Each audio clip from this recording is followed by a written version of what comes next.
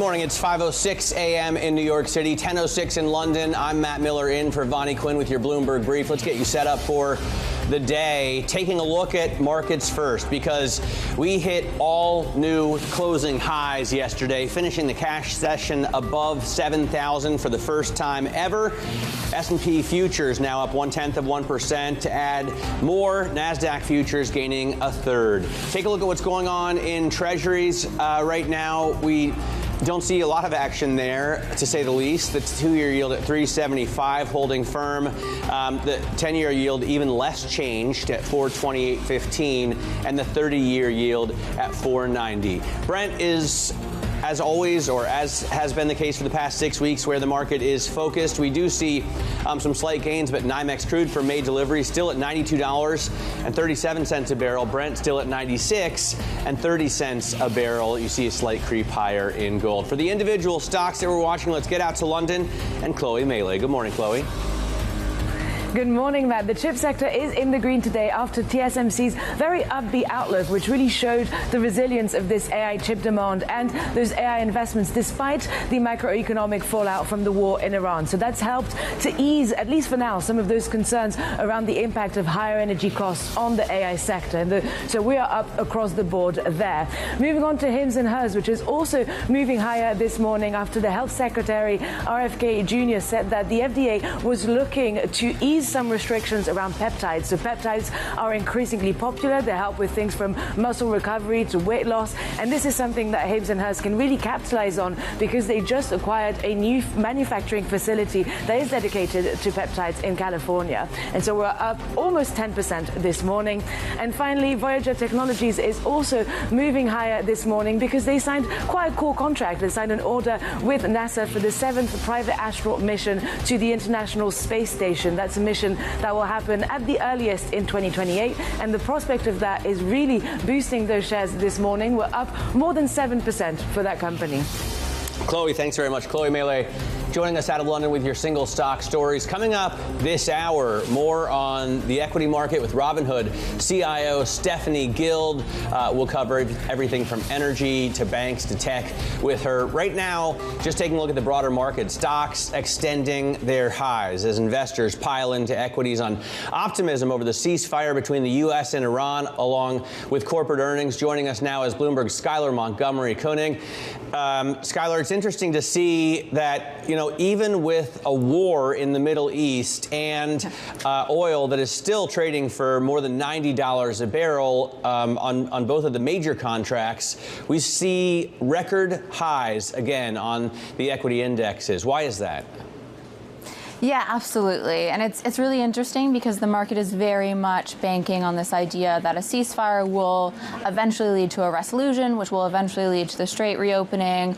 And in terms of how I'm thinking about it from a high level, it's really about timing the pain, right? So in the long term, the medium term, we need to be worried about the stagflationary impacts. I think the commodity curve in particular is still too optimistic about the decline that's expected in commodity prices. We certainly haven't priced this growth downgrade that we'll see, the inflation upgrade that we'll see. But right now, the near-term pain is this idea that if you're short, you're missing out on a very massive rally, or actually you're losing money on a massive rally. And if you're not allocated, there's that as well. And it really comes down to a timing issue where we'll have inflation surge before growth falters. And if you look at measures like CPI, that has risen quite substantially, but the only early indicators that we have are soft data. And what we've seen post-COVID is that soft data is very partisan. It's negatively correlated with inflation. And so it's been really inaccurate as a measure. And we're not going to see that growth falter until later down the line, especially because the starting point for a lot of these economies is very strong. And that's what we've seen in earnings season so far, with banks this week, for example, pointing to a resilient consumer. So this is just, a lot of it is animal spirits, but a lot of it has to be expectations for continued strong growth in earnings. Double-digit percentage gains in earnings again, and maybe even more than we saw last year, Skylar. Is that still expected?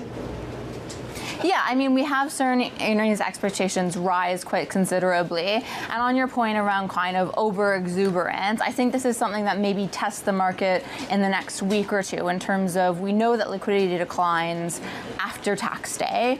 We know that the pace of aggressive kind of buying that we've seen is very frothy, but there's still money on the sidelines that can be put to work, particularly, as you say, we're getting to earnings season and you've seen upgrades, which looks quite weird given what's happening from an economic perspective with regards to the war, but I don't think you see that impact really until second quarter earnings. And there also needs to be this differentiation within regions. So the US as an energy exporter won't be hit as much as Europe will as an energy importer, as well as this kind of timing around the impact from right now we'll see an impact on companies that are directly impacted from higher energy prices. So the energy sector will benefit, travel and airlines will be hit by higher input costs, but we haven't had enough time to see a greater demand destruction that will impact aggregate earnings, which you need to look further out for.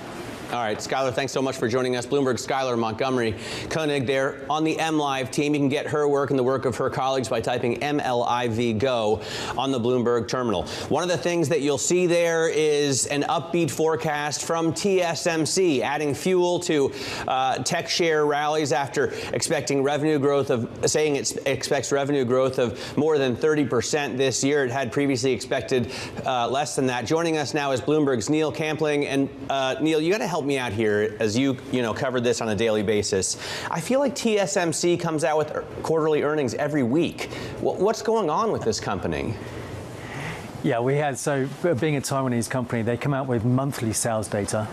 So we had the monthly sales data for March just 2 weeks ago, and now we've got the full quarterly results, which show huge gross margins, huge profit growth. They're raising the guidance for the year as well on the sales line to be more than 30%. So it's incremental information with every single upgrade. But you've just been talking about earnings and earnings growth. As the market has reached an all-time high in the S&P, what hasn't reached an all-time high is the actual multiple applied to earnings of the S&P, and even more so in the NASDAQ 100, the tech-heavy NASDAQ. So there's big earnings growth coming through, driven obviously by the AI narrative. So TSMC, alongside NVIDIA and ASML, as one of the key enablers of the entire AI ecosystem. This is yet another great point that we've got super normal growth coming through in this market. There's very few mega cap companies that can deliver 30% plus growth on an ongoing basis. But TSM and NVIDIA are companies that can certainly do that from here. Yeah, and TSM also saying, I think it's capital expenditures are going to be like $56 billion, which would be a number that's simply unbelievable if we hadn't seen the hyperscalers spending plans, Elon Musk's spending plans. Speaking of, Musk has reached out to Applied Materials, to Tokyo Electron, to Lam Research, to, I guess, tell them to hurry up in terms of his Terafab plan. What do we know about that massive factory? I think there's two things that stand out for me in this great exclusive overnight. One is the size of the sheer compute power of this potential fab, which is, in terms of a terawatt of compute power, it's just phenomenal numbers. And the second thing is that Musk is saying he's prepared to pay over market price to kit out the fab quickly. It's telling you that chip equipment is in short supply, and he's going to have to pay over market prices in order to accelerate the expansion of that particular fab. And of course, whatever they're doing, the same thing is happening at TSMC and in other companies are all racing to build out the infrastructure and the chips that are needed to power the incredible compute power of the AI ecosystem.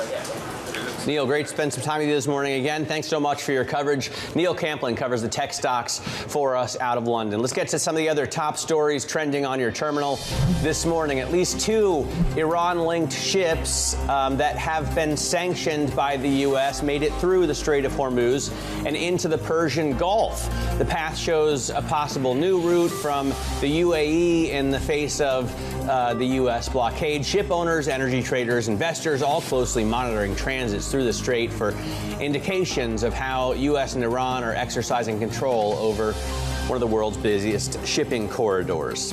The CFTC is investigating a series of suspiciously well-timed trades in the oil futures market ahead of Trump policy pivots related to the Iran war. The agency is specifically looking into 2 instances over a period of 2 weeks where trading volumes on platforms belonging to the CME Group and Intercontinental Exchange surged shortly before major announcements. And Novo Nordisk has hired around 2,000 people this year in a move that reshapes its workforce after laying off about 10% of its staff last year. The Wegovy drug maker is looking to make the organization faster and more aggressive after losing its lead in the obesity market to U.S. rival Eli Lilly. Coming up, a federal jury rules that Live Nation illegally monopolized the events industry. More on that next. This is Bloomberg.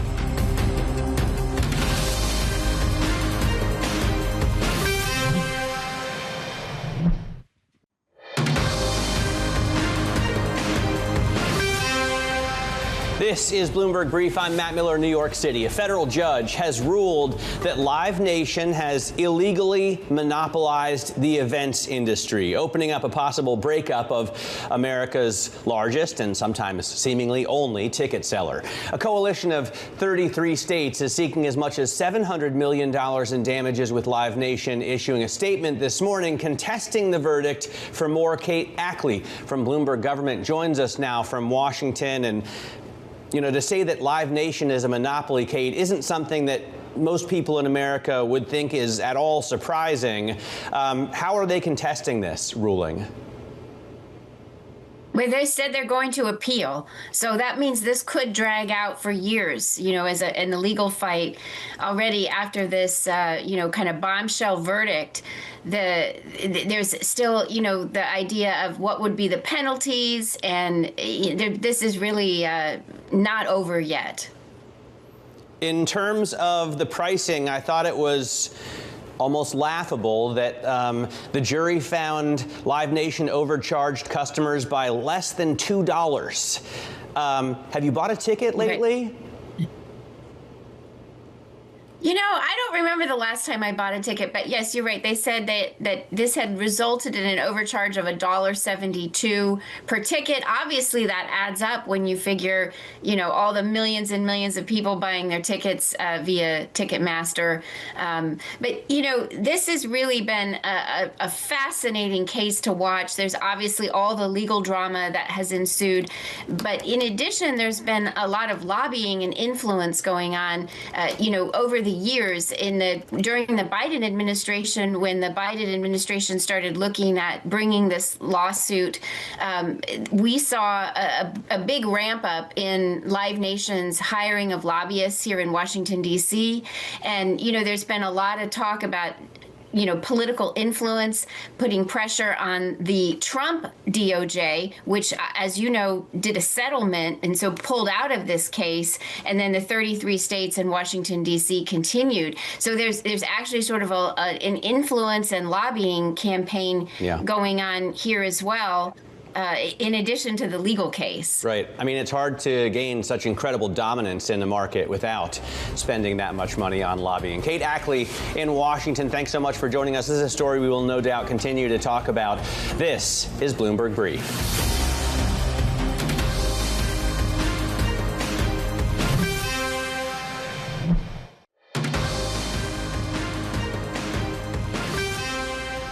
Time now for your front page news. First up, on the Financial Times, Gulf states raising almost $10 billion in private sales of bonds this month. It's their first international borrowing spree since the Iran war hit their economies. The governments of Abu Dhabi, Qatar, and Kuwait did not respond to requests for comment. And finally, the Wall Street Journal leading with the Pentagon approaching automakers over American manufacturers boosting weapons production as the wars in Ukraine and Iran deplete U.S. stocks. Senior defense officials have held talks with several top executives, including General Motors and Ford, about whether they could shift to defense work.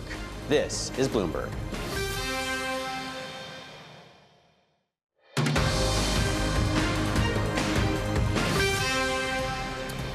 Good morning, 5:30 a.m. in New York, 10:30 in London. I'm Matt Miller in for Vonnie Quinn with your Bloomberg Brief. Let's get you set up for your trading day. Global stocks extend gains after hitting a record high, the S&P crossing the 7,000 mark and holding for the first time ever at the close.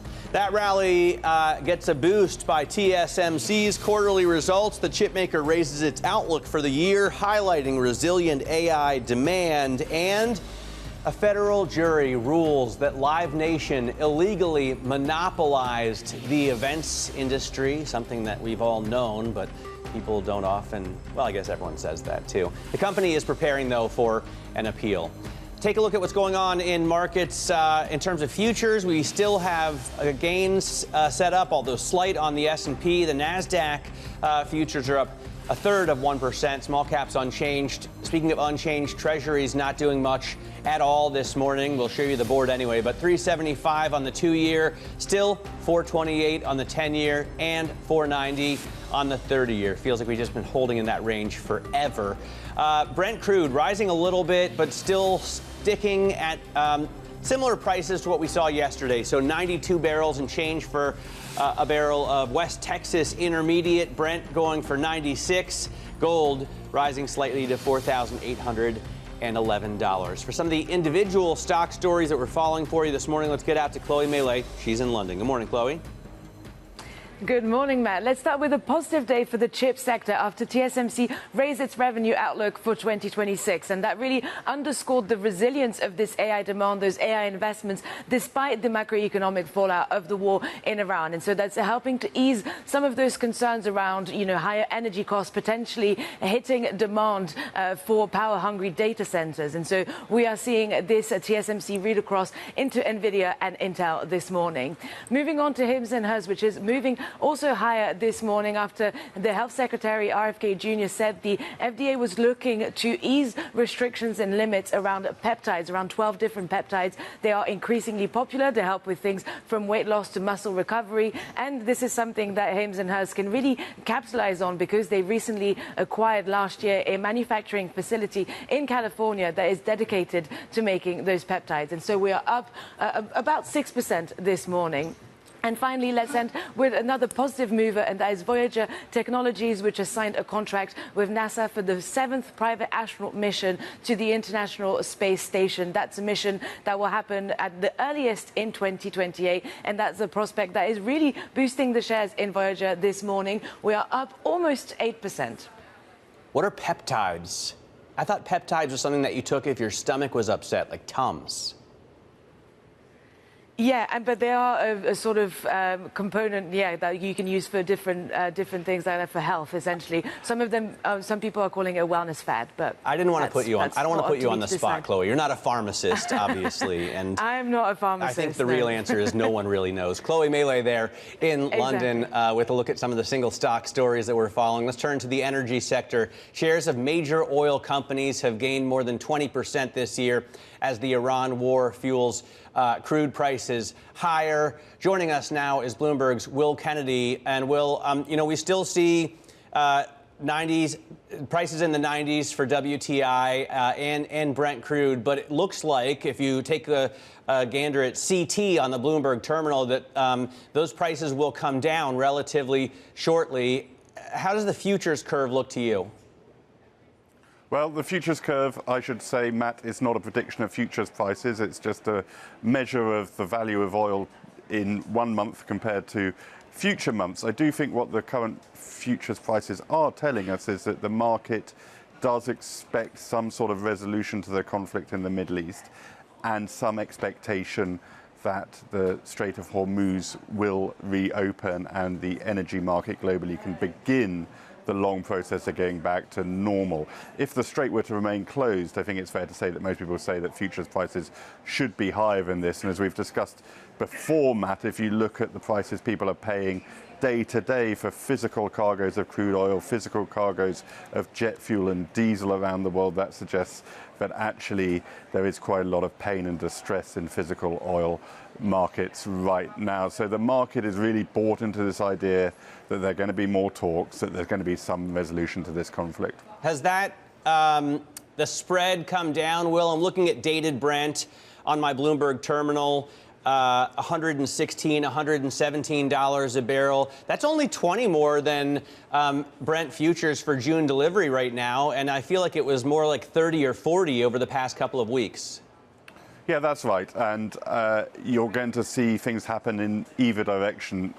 Either those physical dated prices are going to come down and converge on the futures prices, which is basically the value a couple of months from now, or it's going to go in the other direction. So you're starting to see that happen on expectations that we're reaching the end game. But it could all change very quickly, and it's worth people bearing in mind that we still have all these ships, many ships stuck inside the Persian Gulf, many ships unable to get in, and there are oil fields, oil refineries in the Middle East that have been shut down by this war and have not restarted yet.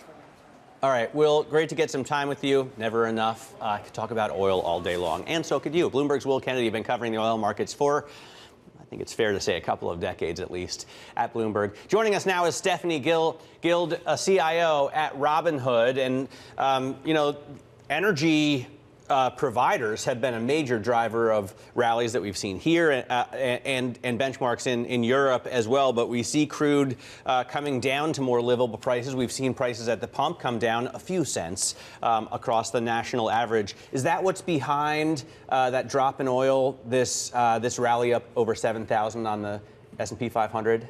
I think it's partially about it. I mean, whenever you have an expectation that costs can come down, maybe not right away, but over time, the market will look through it and then can turn their attention toward earnings, which is what they can now do. And earnings expectations did come up over the month of March, and it probably wasn't paid attention to very much. That being said, those earnings expectations increases were very concentrated. So, and you see it reflected in the market in that, like, some of those more niche tech companies have been the ones that have bounced the most. Where are the gains? Because it feels like it should be, big tech, AI, with all of the, TSMC raising its forecast, all of the CapEx numbers that we see day in and day out, deals with Broadcom and Meta, like over and over again.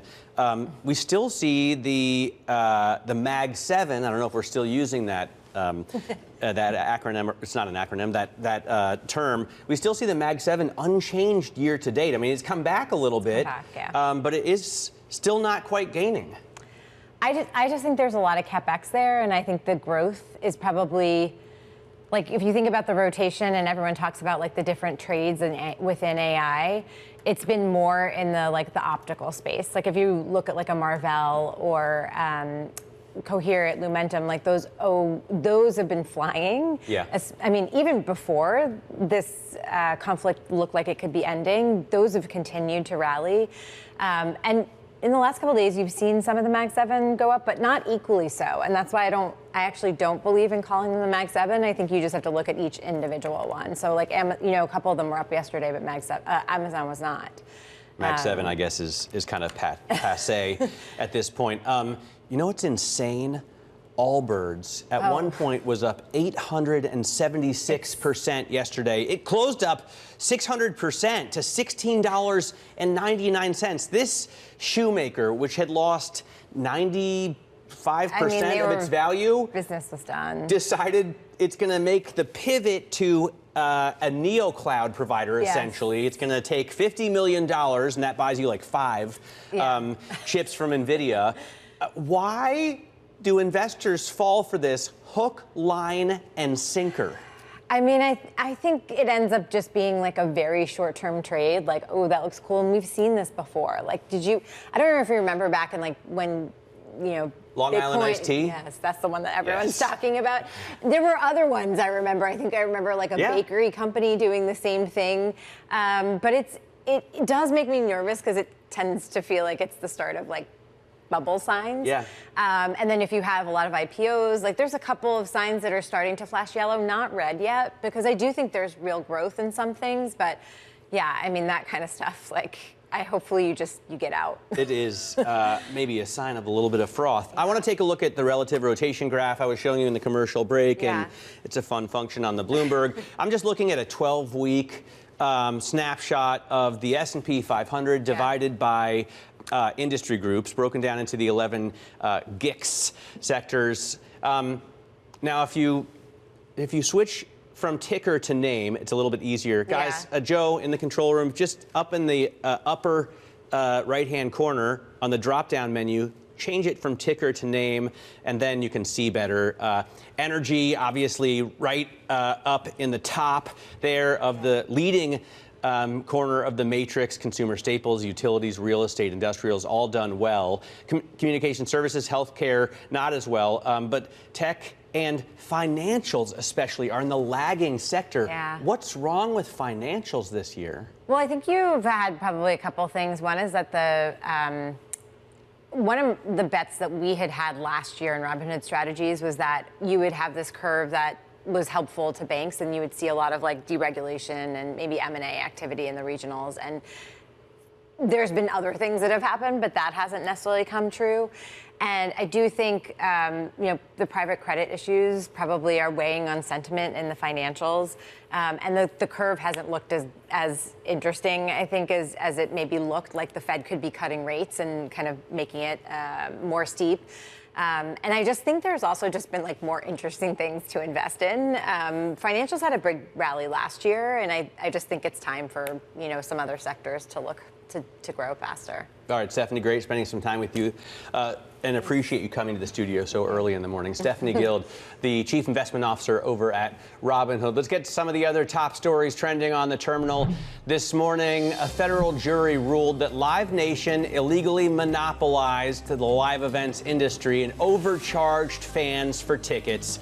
The landmark antitrust decision was a major win for 33 states and Washington, D.C. The states are seeking as much as $700 million in damages and additional penalties. The ruling sets the stage for a possible breakup of Live Nation and Ticketmaster. But in the meantime, Live Nation is going to appeal and try getting tickets somewhere else. Like, you can't.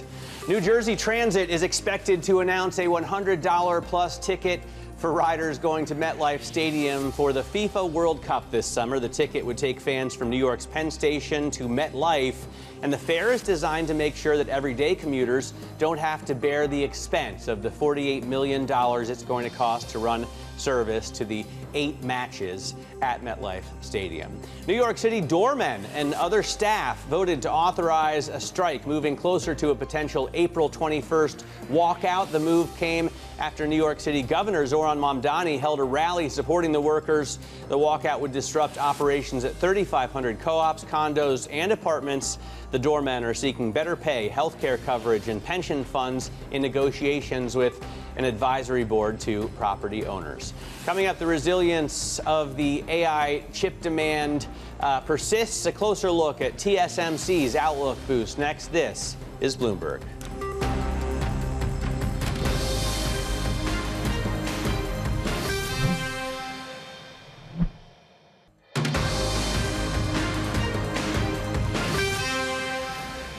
This is Bloomberg Brief. I'm Matt Miller in New York. TSMC, it's raising its 2026 sales outlook. The CEO, C.C. Wei, saying, quote, AI-related demand continues to be extremely robust. Bloomberg's Neil Campling is back with us to talk about this. And as I said before, it seems like they're raising their forecast or putting out numbers that no one thought they could last month every week. I guess this business is going gangbusters, but at that point, really, 30% doesn't sound like a terribly high amount to me.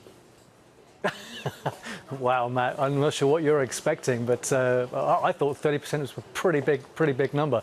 The question is, I suppose, is that from here, there's every likelihood, given they only gave sort of the full-year guidance in January, that we could well actually end up maybe with a 4 handle at 40% by the end of the year.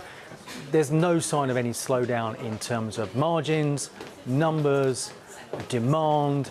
I mean, all of the metrics that are there. We've seen Taiwanese export growth, which is very tech-heavy, continuing to ratchet higher. So I think that there are high expectations, but they managed to meet those.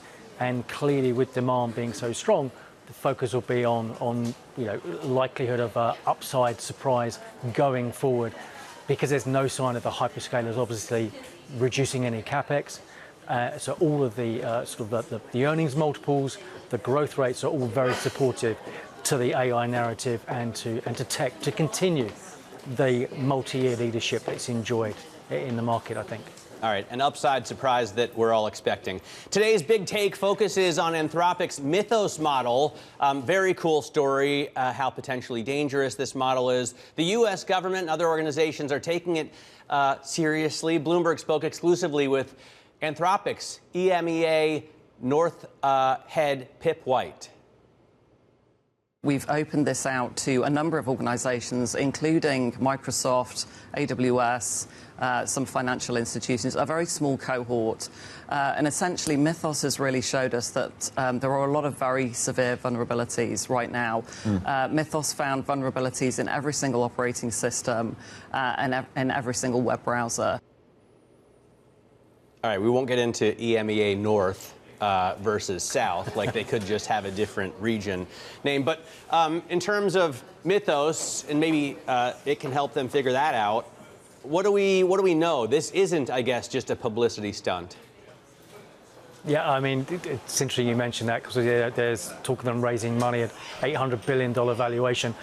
The one line that I took as really interesting from some of the interviews and the big take that we have out overnight, fascinating story is that a code that had been tested 5 million times and never detected any kind of error in that coding was found by the new Anthropic AI to have faults in it. So we have never seen the power of these AI models that we are seeing from Anthropic today. So clearly this is why these tools are not being released yet in the public domain, but to a very select set of users with the high-tech industries. But to find flaws in every single operating system is quite phenomenal when there's been testing on these platforms for decades, and Anthropic's found flaws within days, hours even, of releasing the latest models.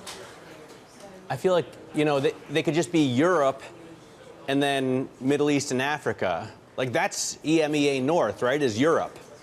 And then Middle East and Africa is EMEA South. Like, why not just... All right, Neil, thanks so much for joining us this morning. Neil Camplin covers tech out of London. You can read, by the way, today's big take on the dangers of Anthropic on your terminal. You can subscribe to the big take, obviously. These are deeply reported, fascinating stories, and I highly recommend them. Let's turn back to earnings because PepsiCo is set to report before the bell, with analysts expecting the firm's international strength to have driven performance in the first quarter. Jennifer Creary, Bloomberg Global Business reporter, joins us now. So what exactly does that mean? I mean, internationally, more people are buying the drinks. Is it about the snacks? What's doing well at Pepsi? Yeah, well, I think it's interesting that analysts are highlighting that much of that growth will come internationally. I think that speaks to probably weakness in the US consumer at the moment. Now, the headline figure that analysts are pointing to is operating profits. Now, the analyst estimate comes at $2.9 billion. That'd be an improvement from the previous quarter, but still, again, much of that growth coming from overseas. Now, one key element that I think is worth honing in on is price cuts. PepsiCo in February, management said that they would be cutting the price of its products by as much as 15% for some of its key chips like Lay's and Doritos, while keeping the size of those products the same. So investors will be looking at what does that mean for market share, what does that mean for sales, and crucially returns. So those are the things that people will be looking for today. There is kind of a health shift going on, obviously, with GLP-1 drugs, Jennifer, becoming more and more ubiquitous. How has PepsiCo changed its offering to serve customers that no longer want to eat like a whole bag of chips in one setting or drink these super sugary beverages? Yeah, exactly. I mean, protein was the previous craze. Now it's fiber. PepsiCo is trying to cater to consumers wanting functional beverages, so essentially beverages that will provide more than just hydration. They want a little bit more from their products. I think what's different from what differs, PepsiCo from, say, its competitor like Coca-Cola is that PepsiCo is a lot more diversified. It's not just drinks in their portfolio. They've also got snacks, and so they're having to cater to a much broader consumer base. So that's one of the differences difficulties facing PepsiCo. All right, Jennifer, appreciate you joining us. Look forward to the earnings from PepsiCo later on. Bloomberg's Jennifer Carreri covers global business for us. Coming up, we're going to get you set up for the trading day after a new record high on the S&P at the close yesterday. Futures are pointing to more gains. This is Bloomberg.